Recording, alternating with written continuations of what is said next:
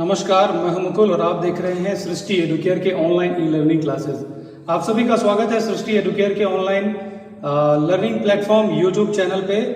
और आज जो है हम लोग बात करेंगे क्लास 9th का एक चैप्टर है too many people too few trees का क्वेश्चन आंसर के ऊपर हम लोग डिस्कस करेंगे। उसमें क्वेश्चन आंसर को हम लोग समझने की कोशिश करेंगे और अच्छे से समझेंगे ताकि हमें दिक्कत न हो परीक्षा में, हम आसानी से उस क्वेश्चन आंसर को लिख सके। जो भी क्वेश्चन हमसे पूछा जाए उस क्वेश्चन का हम सही से जवाब दे पाए।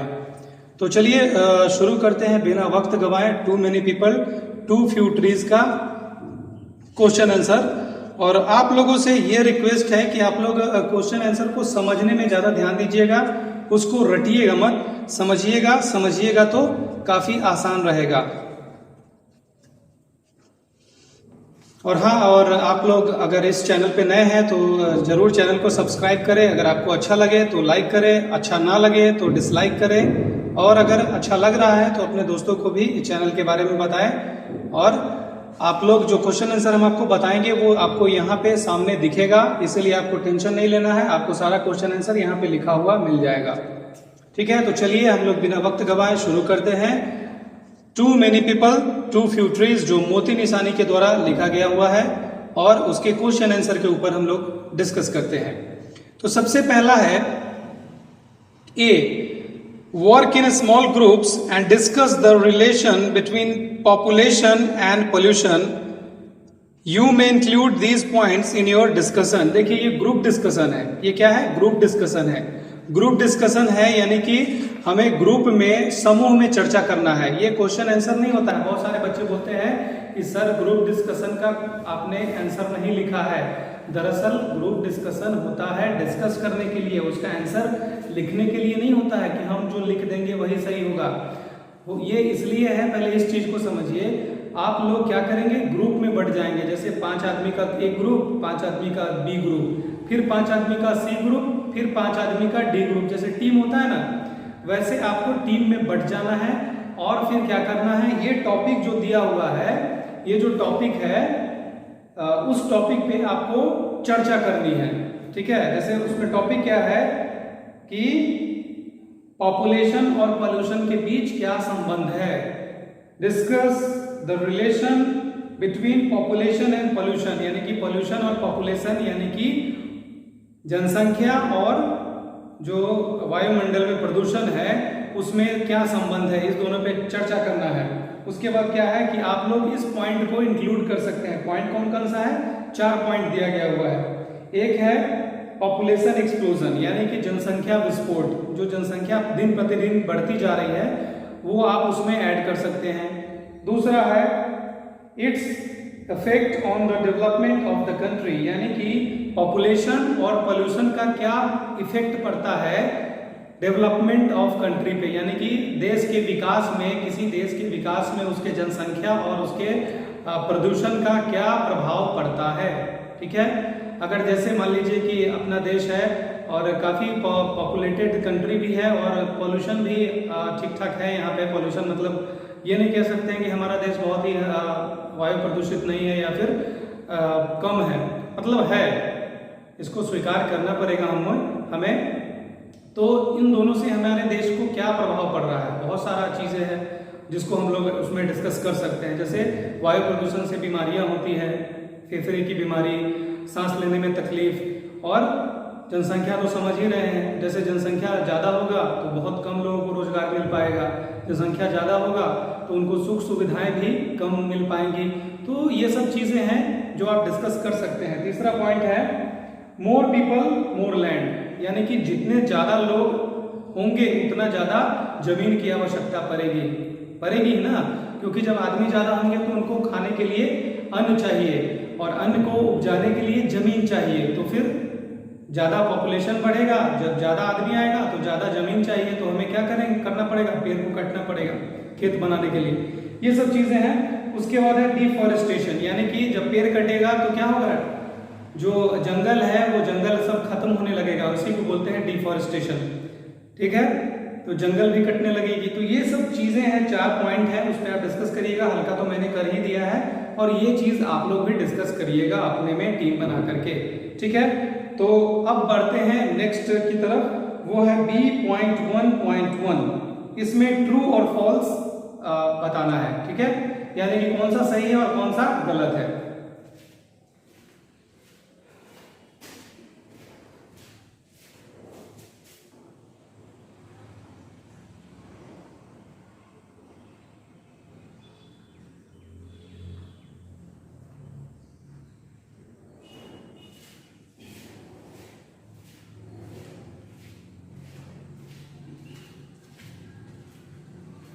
तो इसमें क्या है ट्रू और फॉल्स में, फर्स्ट है आपका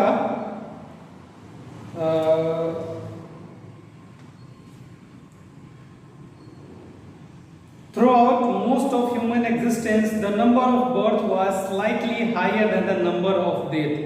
ये क्या कह रहे हैं कि जब से मनुष्य है, यानी कि जितने दिनों से मनुष्य है, उसमें क्या है कि नंबर ऑफ बर्थ यानी कि जो जन्म लेने का जो संख्या है वो मरने की संख्या से लगभग हमेशा ज्यादा ही रहा है।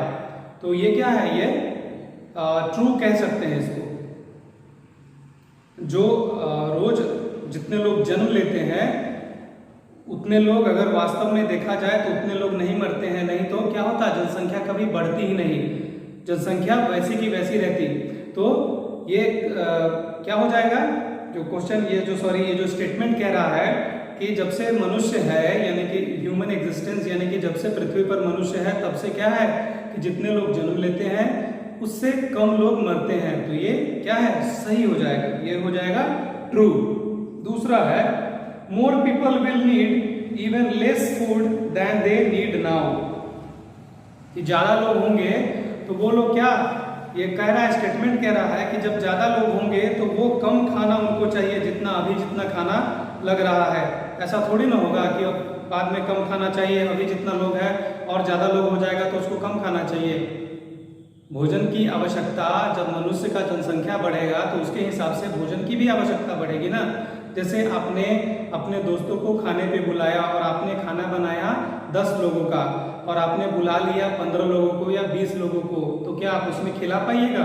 नहीं खिला पाइएगा। तो आपको और अधिक खाने की आवश्यकता पड़ेगी, यानी कि खाना बनाना पड़ेगा आपको।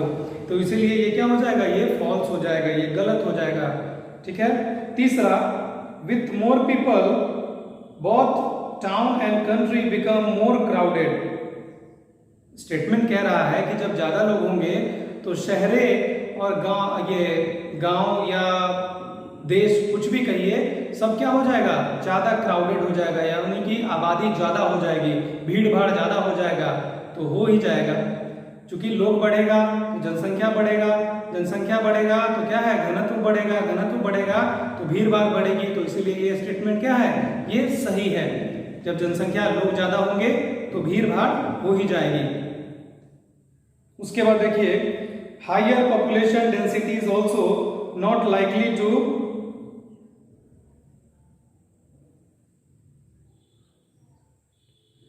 अब देखिए चौथा क्या कह रहा है, higher population density is also not likely to exacerbate crime, ethnic conflict and warfare. ये कह रहा है, स्टेटमेंट कह रहा है कि जब ज्यादा पॉपुलेशन होगा तो क्या है, क्राइम नहीं बढ़ेगा, भागा दौड़ी नहीं बढ़ेगी। उसके बाद क्या है, कॉन्फ्लिक्ट नहीं होगा, मतलब मतभेद नहीं होगा एक दूसरे में, वारफेयर यानी कि लड़ाइयां नहीं होंगी, ऐसा नहीं है। जब जनसंख्या ज्यादा बढ़ेगा तो लोगों में झगड़ा भी ज्यादा होगा, क्राइम भी ज्यादा होगा, सब कुछ ज्यादा होगा। इसीलिए क्या होगा, ये स्टेटमेंट गलत हो जाएगा, ये फॉल्स हो जाएगा।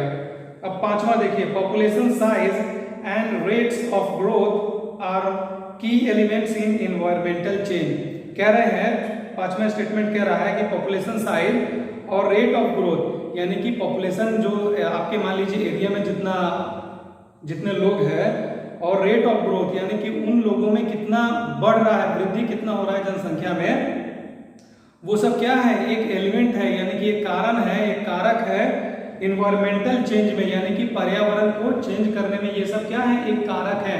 तो बिल्कुल है, ये स्टेटमेंट क्या हो जाएगा, सही हो जाएगा। और कारक कैसे है, देखिए हमने अगर आपने चैप्टर नहीं पढ़ा है तो लिंक है नीचे डिस्क्रिप्शन में, आप वहां से जाके पूरा वीडियो लेसन देख लीजिएगा ताकि आपको अच्छे से क्वेश्चन आंसर समझ में आ जाए। अब देखिए जनसंख्या जब बढ़ेगा तो क्या होगा, लोग को और खेत चाहिए, खेत चाहिए तो वो क्या करेंगे, पेड़ काटेंगे, पेड़ काटेंगे तो क्या होगा, वर्षा कम होगी, मिट्टी का बहाव ज्यादा होगा, पेड़ कटने से ऑक्सीजन भी कम होगी। बहुत सारे चीज हैं जो कहीं ना कहीं इन्वायरमेंट चेंज में डायरेक्टली ये सब क्या है, कारण बन जाएंगे। तो इसीलिए ये भी क्या है, पांचवा आपका ट्रू है। अब चलिए बढ़ते हैं क्वेश्चन आंसर की तरफ, जो शॉर्ट क्वेश्चन आंसर है उनकी तरफ बढ़ते हैं। Population been rapidly going up, कह रहा है कि कितने समय से जो ग्लोबल पॉपुलेशन है वो तीव्र गति से बढ़ रहा है, कितने समय से, यहाँ पे आपको बताना है कि कितने समय से जो आपका पॉपुलेशन है बहुत ही तीव्र गति से बढ़ने लगा है, यानी कि पहले उतने गति से नहीं बढ़ता था और अब जो है उतने गति से बढ़ रहा है। तो कितना है आपको 3 सेंचुरीज, यानी कि पिछले 300 सालों से पॉपुलेशन का जो ग्रोथ है वो काफी तीव्र हो गया है। पिछले 300 साल के पहले जो पॉपुलेशन का ग्रोथ रेट था वो काफी कम था, इतना नहीं था जितना अभी है। तो हम लोग इसका आंसर क्या लिख देंगे कि ड्यूरिंग द लास्ट 3 सेंचुरीज, ठीक है, ड्यूरिंग द लास्ट 3 सेंचुरीज, ठीक है। आप लोग समझ लीजिए, क्वेश्चन आपको यहाँ पे लिखा हुआ मिल जाएगा, आप यहाँ से नोट कर सकते हैं, पॉज करके वीडियो नोट कर लीजिए, फिर अगला क्वेश्चन को समझ लीजिए, आप यहाँ पे सब कुछ मिलेगा आपको। चलिए नेक्स्ट क्वेश्चन की तरफ बढ़ते हैं। यह है B.1.2 का एक्सरसाइज का ये क्वेश्चन आंसर पे हम लोग डिस्कस कर रहे हैं, ठीक है। अब है what happens when the population goes up, कह रहा है कि पॉपुलेशन जब बढ़ेगा तो क्या होगा, क्या होगा, पॉपुलेशन जब बढ़ेगा तो पोल्यूशन भी बढ़ेगी।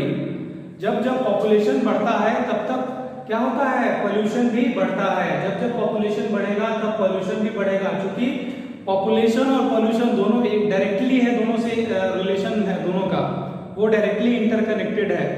अब देखिए इसको यूं समझिए कि जैसे हम लोग पीछे भी डिस्कस करते आ रहे हैं कि जैसे कम लोग रहेंगे तो उनको कम अनाज की आवश्यकता पड़ेगी, उनको कम घर बनाने की आवश्यकता पड़ेगी, वो कम घर में ही एडजस्ट कर लेंगे।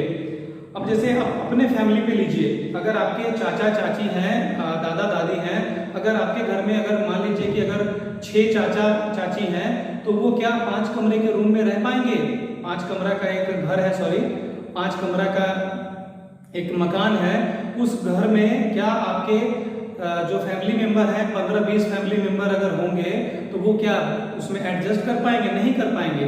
वो लोग अपना अलग अलग घर बनाएंगे। तो क्या होगा, उनको घर बनाने के लिए बहुत सारे सामानों की आवश्यकता पड़ेगी, जो कहीं ना कहीं सामान इनडायरेक्टली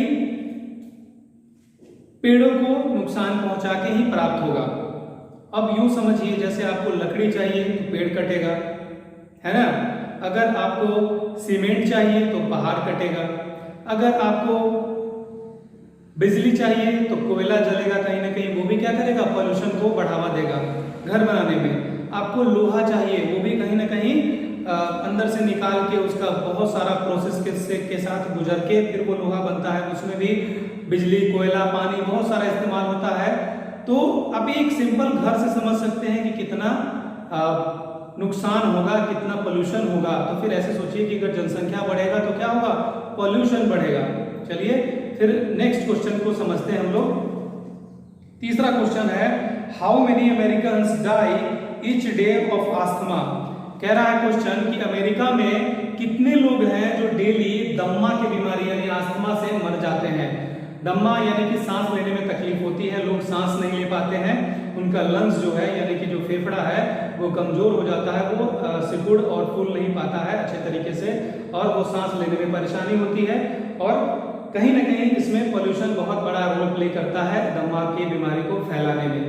तो पोल्यूशन के कारण अमेरिका में लगभग प्रतिदिन, ठीक है, प्रतिदिन कितने मरते हैं, तो यहाँ पे क्वेश्चन पूछ रहा है और इसका आंसर होगा 14 लोग प्रतिदिन अमेरिका में दम्मा के कारण मरते हैं, यानी कि आस्थमा के कारण 14 लोग अमेरिका में पर डे मर जाते हैं, काल के कपाल में समा जाते हैं। अब आगे बढ़ेंगे, फिल इन द ब्लैंक्स है B.2.1। ये फिल इन द ब्लैंक्स है, फिल इन द ब्लैंक्स में यानी कि खाली रिक्त स्थानों को भरना है हमें। तो ये है B.2.1। तो पहला क्वेश्चन है the more we have the better off we we are, इसमें क्या होगा, ऑफ वी आर होगा। The more we have the better off we are, ठीक है।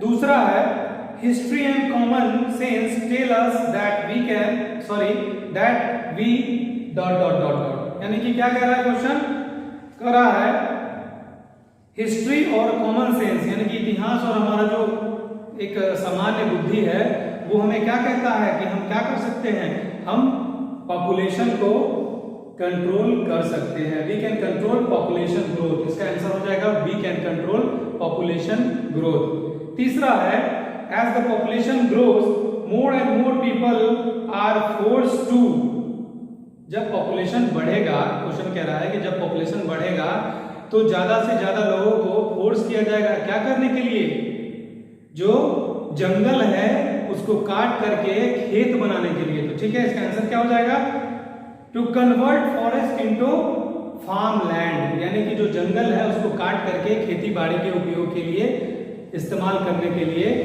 वो लोग तैयार करेंगे, क्योंकि उनको अन्न चाहिए, ज्यादा लोग हैं तो ज्यादा अन्न चाहिए, तो इसलिए वो क्या करेंगे, पेड़ों को काटेंगे और उसमें अनाज बोएंगे और फिर खाएंगे। मनुष्य हमेशा से ही केवल अपने बारे में सोचता रहा है, बहुत ही स्वार्थी हो गया है, ठीक है। और अभी आप स्थिति देख ही रहे हैं कि मनुष्य का क्या हाल कर रहा है प्रकृति, कोरोना वायरस ने हमें क्या से क्या कर दिया है। तो चलिए आगे बढ़ते हैं।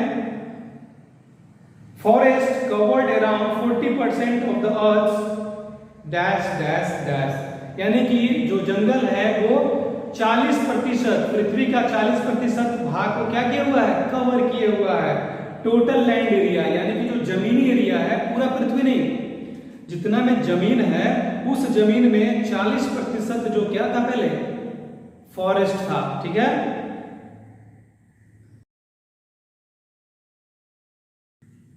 Humanity can continue to fell trees, cross its finger and hope for the best, क्या है, इसका आंसर हो जाएगा होप फॉर द बेस्ट, यानी कि हम कभी भी आशा नहीं छोड़ते हैं, हम हमेशा सोचते हैं कि कुछ ना कुछ अच्छा हो जाएगा। लेकिन अच्छा कब होगा, जब हम पॉपुलेशन को कंट्रोल करेंगे, जब हम पोल्यूशन को कंट्रोल करेंगे, तभी जाके अच्छा होगा, नहीं तो अच्छा नहीं होगा। हमेशा मनुष्यता खतरे में रहेगी। चलिए ठीक है, अब हम चलते हैं आगे क्वेश्चन की तरफ। 2.2 यानी कि answer the following questions very briefly, यानी कि काफी शॉर्ट में, ब्रीफ में हमें उसका आंसर देना है, उत्तर देना है। लघु उत्तरीय प्रश्न है तो इसका उत्तर भी हम लोग छोटा सा देंगे, छोटे मतलब कम सेंटेंस में ही लिखना है। तो चलिए क्वेश्चन है, name the countries where the population growth has been slowed down remarkably, यानी कि आपको नाम बताना है उन देशों का जहां का पॉपुलेशन ग्रोथ काफी बढ़िया तरीके से क्या हुआ, स्लो हो गया, ठीक है। तो वो कंट्रीज कौन कौन से कंट्री हैं जहां पे पॉपुलेशन ग्रोथ क्या हुआ, कंट्रोल हुआ, कम हुआ, तो वो कंट्री है चाइना, थाईलैंड एंड इजिप्ट। वो कंट्री है चाइना, थाईलैंड एंड इजिप्ट। चलिए ठीक है, दूसरा question, the productivity and general health of the world's forest is threatened how,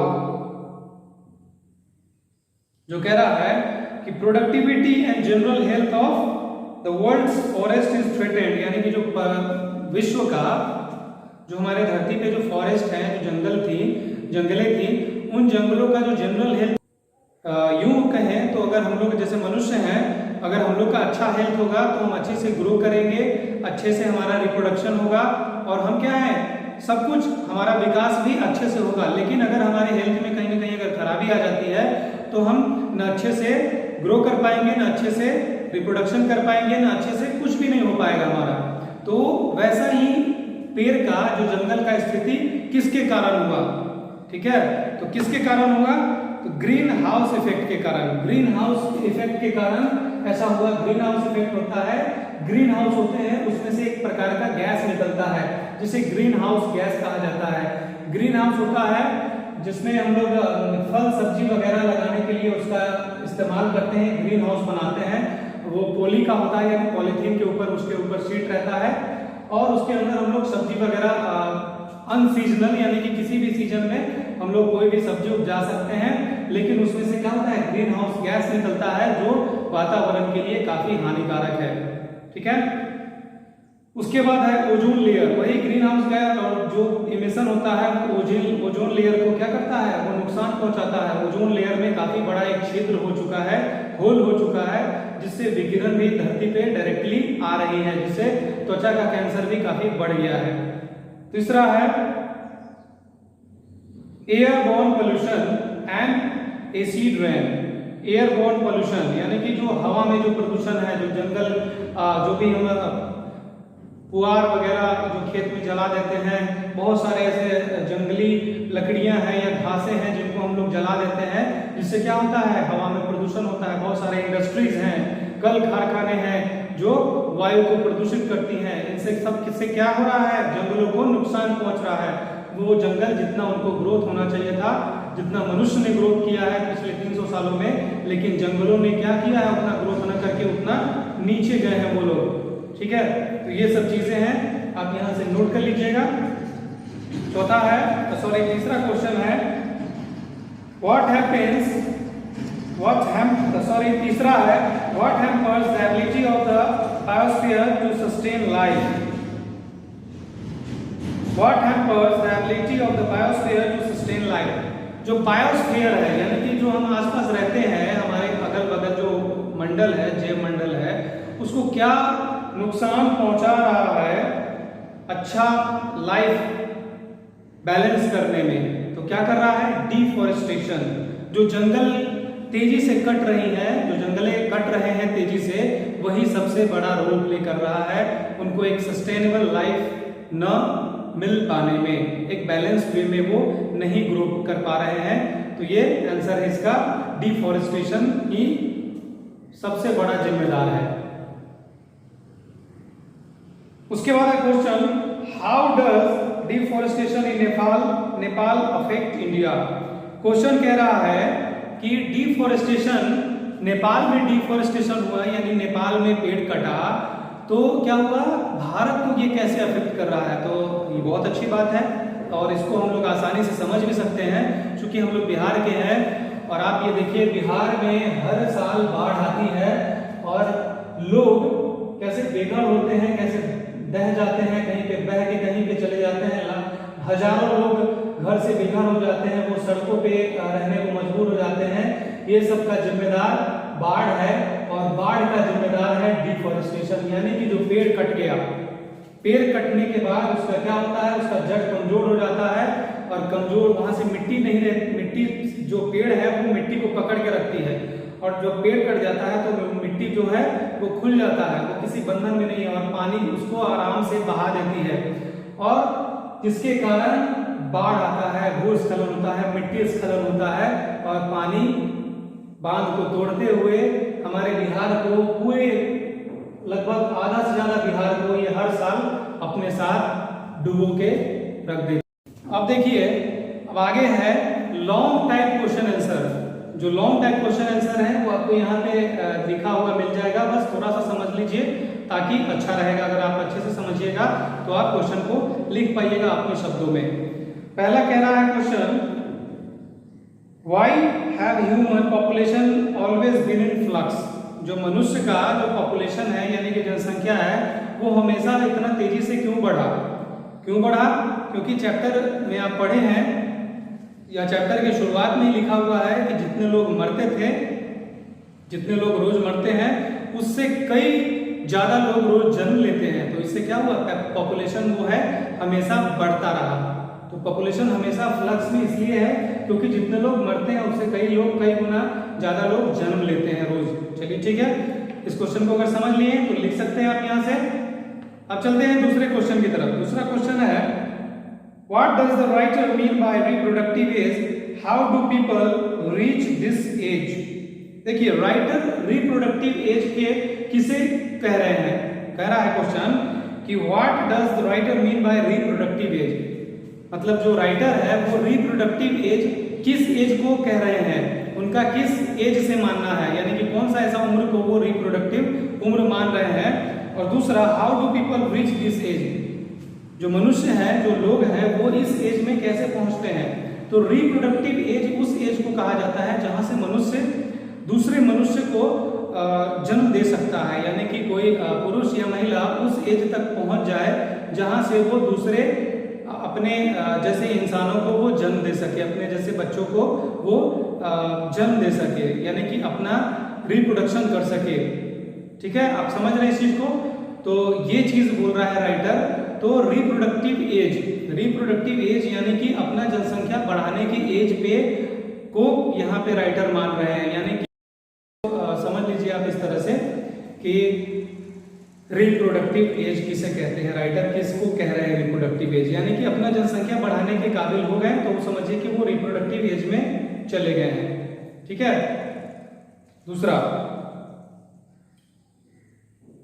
तीसरा है question, what is human made pollution, how has it affected America, how will it affect your locality. कह रहा है कि ह्यूमन मेड पोल्यूशन क्या है, यानी कि मानव जनित प्रदूषण क्या है और इसने अमेरिका को कैसे प्रभावित किया है। मानव जनित प्रदूषण क्या है, इसने अमेरिका को कैसे प्रभावित किया है और यह आपकी लोकेलिटी में कैसे प्रभावित कर सकता है, ये क्वेश्चन पूछ रहा है। तो देखिए, अमेरिका में लगभग रोज 14 आदमी दम्मा के कारण मरते हैं, वो एयरबोर्न पोल्यूशन के कारण। वहां पे जो पोल्यूशन है, जो हवा में गंदगी है, उसके कारण 14 लोग मरते हैं और उसके बाद 60,000 से ज्यादा लोग सांस की बीमारी के कारण, यानी कि फेफड़े में संक्रमण हो या कुछ भी हो, उसके कारण 60,000 लोग एक साल में मरते हैं। तो ये देखिए अमेरिका में कितना बड़ा क्षति है।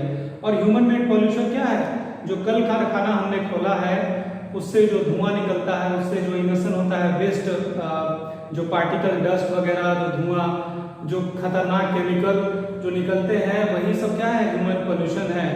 ठीक है, वो एयर पोल्यूट होता है और फिर वो हमारे सांस में हमारे अंदर शरीर के अंदर प्रवेश करके हम ही वो मारता है। तो ये चीज है, वो अमेरिका में कैसे प्रभावित कर रहा है, वहाँ पोल्यूशन काफी हो चुका है, वहाँ आप सांस सही से नहीं ले पाएंगे। ठीक है, और तीसरी बात, ये आपके लोकेलिटी में कैसे प्रभावित कर सकता है। तो आप देखिए, पोल्यूशन आपके लोकेलिटी को कैसे, यानी आपके जो लोकल एरिया है उसको कैसे प्रभावित कर सकता है। तो आप खुद सोच के देखिए, आप जहां भी रहते हैं वहां अगर धुआं धक्कर ज्यादा हो, कल कारखाने ज्यादा हैं, तो क्या होगा, हमारे यहाँ भी वही स्थिति हो जाएगी, हम भी सही से सांस नहीं ले पाएंगे, हमें भी बीमारियां होने लगेंगी। जैसे अभी आप देखिए, सारे लोग मास्क पहन रहे हैं ताकि उनके नोज के थ्रू उनके अंदर प्रवेश न कर जाए सांस के द्वारा वायरस, कोरोना वायरस। ठीक है, तो यही सब चीजें हैं, अगर पोल्यूशन होगा तो बीमारियां भी बढ़ेंगी। तो ये हर जगह अफेक्ट करेगा, ऐसा नहीं है कि केवल बड़े शहरों में ही अफेक्ट करेगा, छोटे शहरों में भी अफेक्ट करेगा। जैसे एक रूम छोटा सा ले लीजिए और छोटे से रूम को चारों तरफ से खिड़की वगैरह, दरवाजे वगैरह बंद कर दीजिए और उसमें आप क्या कीजिए, एक टोकरी भूसा ले लीजिए जो पशु को खिलाते हैं और उसी को जला के और केवल आप उसमें सांस लीजिए, आपको देखिए कितना कठिनाई महसूस होगा। आप उस चीज को समझिए कि जब एक टोकरी आपको बेचैन कर सकता है, यहाँ तक कि जान ले सकता है, तो वैसे ही तो वातावरण के साथ भी हो रहा है, आप ज्यादा मात्रा में जला रहे हैं। ये सब चीजें हैं। चलिए नेक्स्ट क्वेश्चन की तरफ। नेक्स्ट क्वेश्चन है, population size and rates of growth are key elements in environmental change. Explain with any two examples from your own society. अब देखिए, इस क्वेश्चन को हम लोग पीछे भी डिस्कस कर चुके हैं कि पॉपुलेशन ग्रोथ और जो उसका रेट है वो की एलिमेंट है किस चीज में, एनवायरमेंटल चेंज में। पीछे हम लोग डिस्कस किए हैं इसी क्वेश्चन को, तो आप इसका आंसर लिख लीजिए और थोड़ा सा इसको समझ लीजिए ऐसे कि जब पॉपुलेशन बढ़ेगा तो उस आदमी को रहने के लिए घर की आवश्यकता होगी, खाने के लिए भोजन की आवश्यकता होगी, पहनने के लिए कपड़े की आवश्यकता होगी, न्यूज़पेपर पढ़ेगा, बुक पढ़ेगा, सब कुछ करेगा, तो कहीं ना कहीं पेड़ कटेगा ही कटेगा, वायुमंडल में जो नेचुरल रिसोर्सेज हैं उसका इस्तेमाल होगा और उससे क्या होगा, पॉल्यूशन बढ़ेगा। तो ये दोनों क्या है, एक दूसरे से जुड़े हुए हैं।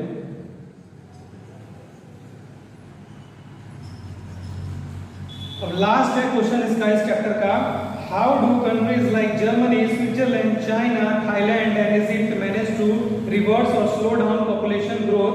What does reverse mean here? How has it been possible? ठीक है। अब इसमें क्या कह रहा है कि जर्मनी, स्विट्जरलैंड, चाइना, थाईलैंड और इजिप्ट ने कैसे अपने पॉपुलेशन ग्रोथ को क्या किया, कम कर दिया, रिवर्स कर लिया, स्लो डाउन यानी कि धीमा कर लिया। किस प्रकार से धीमा कर लिया, और यहाँ पे रिवर्स का यानी कि रिवर्स का मीनिंग क्या हुआ, और बोल रहा है कि how has it been possible, ये संभव कैसे हुआ। ठीक है, तो हम लोग यहाँ पे पढ़े हैं कि उसमें क्या किया है, उन लोगों ने, गवर्नमेंट ने बहुत सारे ऐसे प्रोग्राम्स चलाए, सोशल जागरूकता फैलाया, समाज में जागरूकता का बढ़ावा देने के लिए बहुत सारे ऐसे प्लान्स बनाए, और फैमिली प्लानिंग का सहारा लिया गया। उसके बाद क्या है, उसके बाद लिटरेसी यानी कि शिक्षा, साक्षरता का भी इसमें सहारा लिया गया, कैंपेनिंग किया गया। उसके बाद लीगल अपॉर्चुनिटीज भी दिया गया महिलाओं और पुरुषों को कि आप कम संतानें अगर जन्म देंगे, कम बच्चे को अगर आप जन्म देते हैं तो आपको ये बेनिफिट्स वगैरह मिलेंगी। उसके अलावा भी उसके बाद उनको पढ़ाने का भी सरकार ने जिम्मा लिया कि कम बच्चे होंगे तो हम पढ़ाएंगे। मतलब ऐसा बहुत कुछ करके वहाँ के सरकार ने तरीका अपनाया, बहुत सारे ऐसे तरीका अपनाया जो आपको यहाँ पे लिखा हुआ मिल रहा है। तो उसके जरिए वहाँ पे पॉपुलेशन को क्या किया गया, कम किया गया, कंट्रोल में किया गया। और यहाँ पे रिवर्स का मतलब वही हुआ कि जो तेजी से बढ़ रहा था उतना ही तेजी से वो घट गया। जो पॉपुलेशन जितना तेजी से बढ़ रहा था उतना ही तेजी से उसका घट जाना, धीरे हो जाना, यहाँ पे रिवर्स का मीनिंग होता है। ठीक है, तो और ये पॉसिबल कैसे है, तो है पॉसिबल है तभी तो हुआ। चलिए ठीक है, तो हम आशा करते हैं कि आप लोगों को ये क्वेश्चन आंसर का वीडियो लेसन समझ में आया होगा, और अगर आया होगा समझ में तो आप अपने दोस्तों को जरूर बताइएगा सृष्टि एडुकेयर चैनल के बारे में। और अगर अच्छा ना लगा हो तो आप कमेंट करके जरूर बताइएगा, कुछ कमियां रह गई होंगी तो फिर भी बताइएगा। फिर मिलते हैं हम लोग नेक्स्ट वीडियो लेसन के साथ, तब तक के लिए जय हिंद, जय बिहार।